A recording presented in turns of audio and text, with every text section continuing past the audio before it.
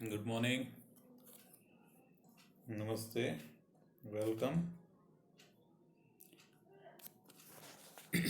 जैसा कि हम अध्ययन कर रहे हैं अकबर जलालुद्दीन मोहम्मद अकबर के बारे में, उसके जीवन और विजय पे बात हो चुकी थी। आज हम बात करेंगे शासन व्यवस्था पर।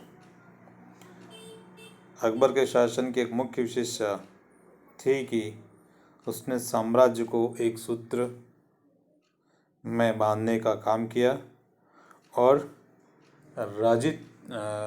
राजनीति में स्थायित्व को प्रशस्त किया, और उसने अपने नियमों, अपने कानूनों और अपने आदेशों से उसको प्राप्त भी किया।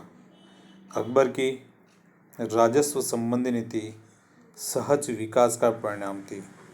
कैसी परिणाम थी? सहज मतलब ऑटोमेटिक, मतलब धीरे धीरे उसमें जैसे जैसे संजीदगी आती गई और उसी तरह से उसके राजस्व संबंधी जो नीति का परिणाम हुआ वो क्या थी? सहज थी। राज्य का वह प्रमुख था, सेना का सर्वोच्च सेनापति था, प्रमुख व्यवस्थापक था एवं केंद्रीय सरकार का वो बहुत ही महत्वपूर्ण पार्ट था, जिससे 4 भागों में बटा था। कितने भागों में? 4 भागों में। जो मुख्य थे, जो उसके अधीन थे, उसके प्रधानमंत्री को वकील मुमालिक या वकील मुतलक भी कहा जाता है। वित्त मंत्री, उसके समय में वित्त मंत्री को दीवान अथवा वजीर कहते हैं। क्या कहते हैं? दीवान तथा वजीर।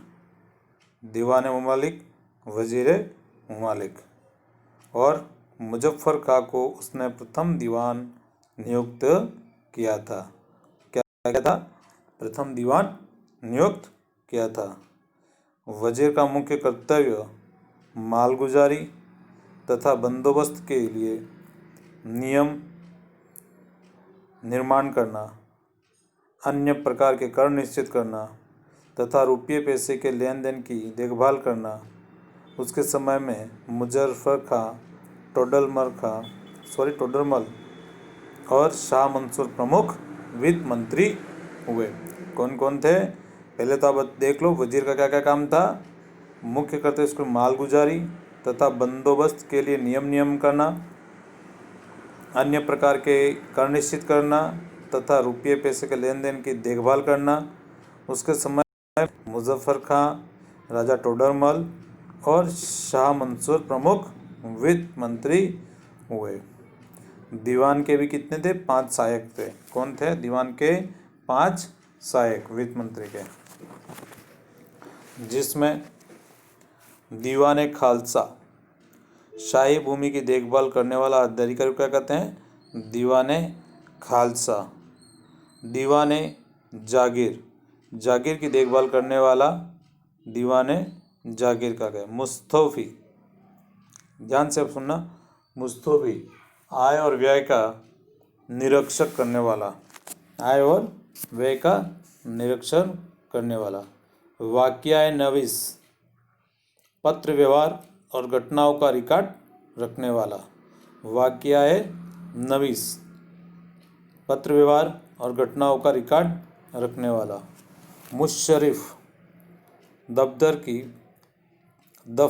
की देखभाल करने वाला। मुंशरिफ क्या है? दफ्तर, कार्यालय की देखभाल करने वाला मुशर्रिफ था। सद्र, इसका प्रमुख कार्य धार्मिक था।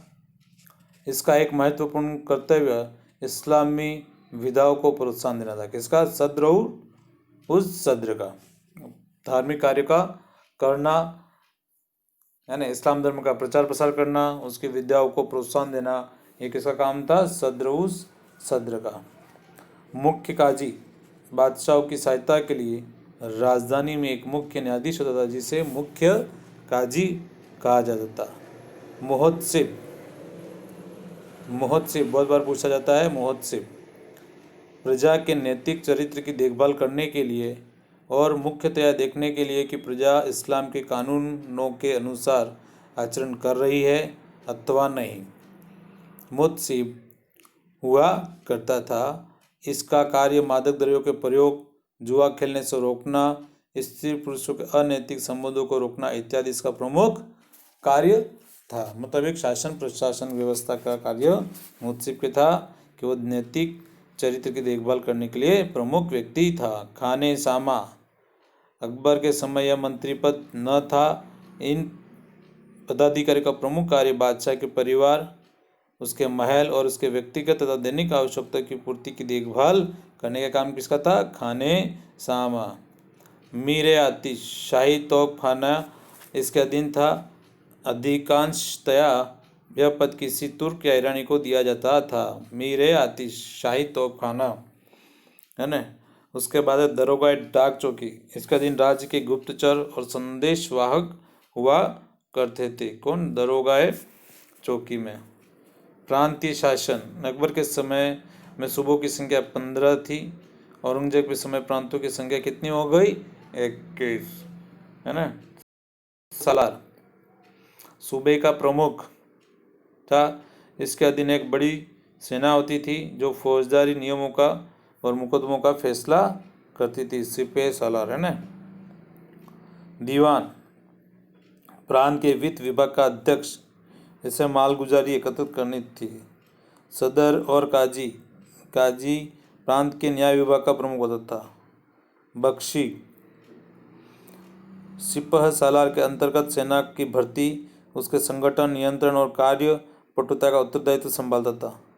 वाकिया नवीस यह गुप्तचर विभाग का प्रधान था। सिपह सालार दीवान, काजी, फौजदार आदि अफसरों के कार्यालयों तक में संवाद और लेखकों और गुप्तचरों को नियुक्त करता था। वाकिया नवीस। उसके पश्चात कोतवाल सूबों की राजधानी की आंतरिक सुरक्षा और शांति व्यवस्था तथा सफाई स्वास्थ्य का प्रबंध करना, यह सूबे के सभी भागों का सर्वोच्च प्रबंधक होता था, है ना, इसका सूबे का।